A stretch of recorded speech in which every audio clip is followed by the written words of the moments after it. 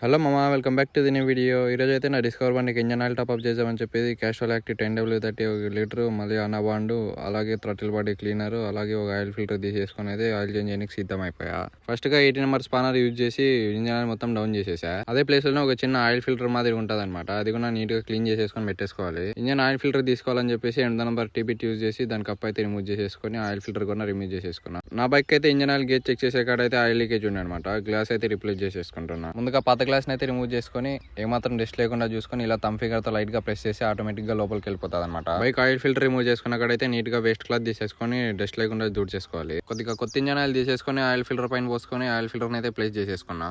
నా bike corporator నుంచి petrol అయితే ఓవర్ఫ్లో ఉందని చెప్పి కార్పొరేటర్ క్లీన్ చేసుకోవాలని చెప్పి కార్పొరేటర్ అయితే బయటికి తీసేసుకున్నా. కార్పొరేటర్ అయితే ఏ పార్ట్ కాపాటు రిమూవ్ చేసేసుకొని మంచిగా పెట్రోల్ తో క్లీన్ చేసేసుకున్నా. మంచిగా క్లీన్ కాలేదని చెప్పేసి థ్రటిల్ బాడీ స్ప్రే యూజ్ చేసేసరికి మంచిగా క్లీన్ అయిపోయింది. పిన్ అయితే చూడనికి చిన్నగా చేసే పని అయితే పెద్దది. పెట్రోల్ అయితే ఓవర్ఫ్లో కానికుండా చూసుకుంటది. ఈ పిన్ అయితే చూసి జాగ్రత్తగా ప్లేస్ చేసుకోవాలి, లేదంటే మొత్తం దుబ్బేసినట్టే.